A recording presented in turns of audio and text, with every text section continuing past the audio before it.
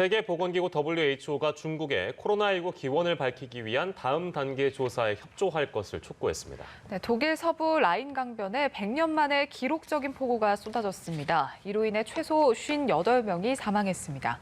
밤사이 들어온 글로벌 뉴스 김지수 기자와 살펴보겠습니다. 어서 오십시오. 안녕하세요. 네, 지난 2월에 세계보건기구가 중국을 방문해서 코로나19 기원 조사를 했는데 이게 좀 미진하다라는 평가를 받았었잖아요. 근데 이번에 WHO는 2단계 조사에 나선다고요? 네, 세계보건기구 WHO는 중국을 향해서 코로나19 기원을 밝히기 위한 2단계 조사에 협조할 것을 촉구했습니다. 테워드로스 WHO 사무총장은 코로나19 기원 2단계 조사를 진전시키기 위한 체계를 개발했다면서 이같이 밝혔습니다. 또 지난 2월 진행된 조사에 문제점이 있었다고 지적했습니다. 그는 코로나19 바이러스 실험실 유출설을 거론하며 여러 가능성 가운데 하나를 축소하는 등 너무 성급한 결론을 냈다고 설명했습니다. 이어 자신도 실험실에서 일한 적이 있다고 언급한 뒤 실험실 사고는 흔한 일이라고 말했습니다.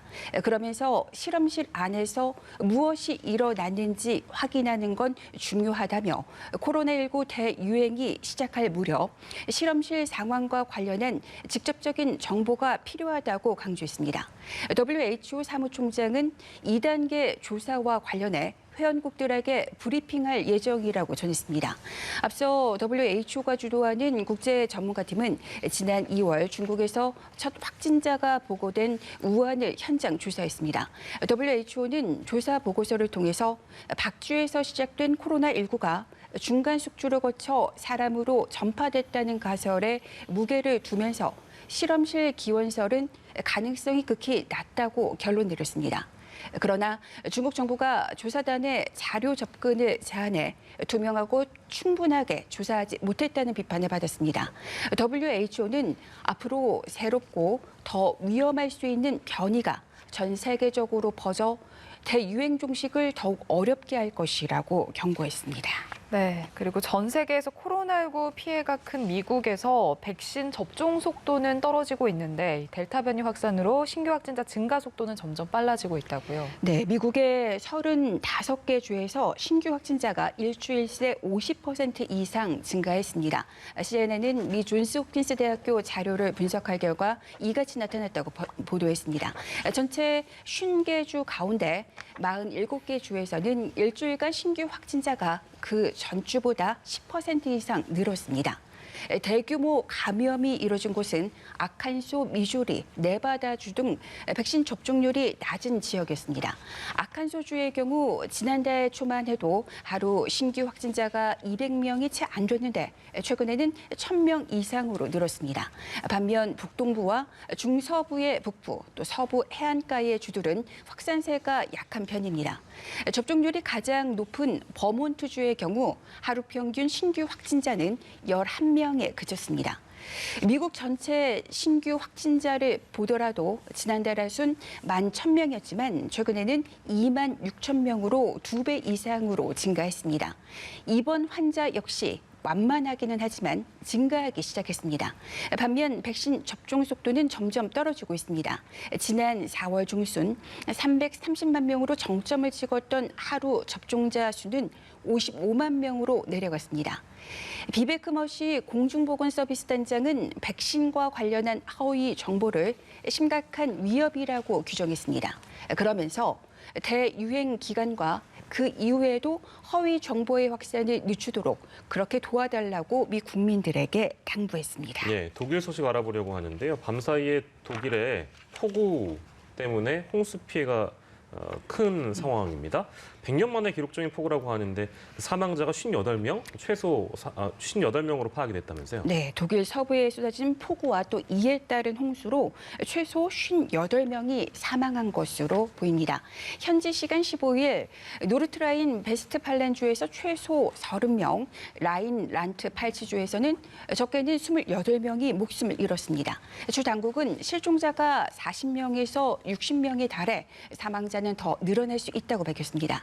미국을 방문 중인 앙겔라 메르켈 독일 총리는 피해 지역에 지원해 정부 차원에서 총력을 다하겠다고 약속하면서 참사로 목숨을 잃은 이들을 애도했습니다. 주 독일 한국 대사관은 우리 교민 3명이 연락이 두절돼 현지의 직원을 파견해 파악한 결과 모두 안전한 것으로 확인됐다고 밝혔습니다. 인근의 벨기에, 네덜란드, 룩셈부르크에도 폭우가 내려서 피해가 커지고 있습니다.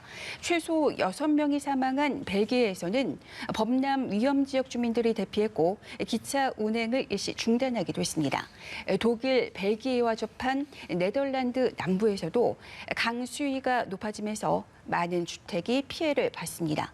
네덜란드 정부는 70여 개 군부대를 동원해 주민 대피와 재방 보수를 지원했습니다. 룩셈부르크에서도 일부 지역에서 주택이 침수됐습니다. 앞서 프랑스 북동부에서도 나무들이 물에 잠기고 일부 도로가 폐쇄되는 등 피해가 있었습니다. 우르줄라 폰데어 라이엔 유럽연합 EU 집행위원장은 피해 주민들을 도울 준비가 돼 있다고 밝혔습니다.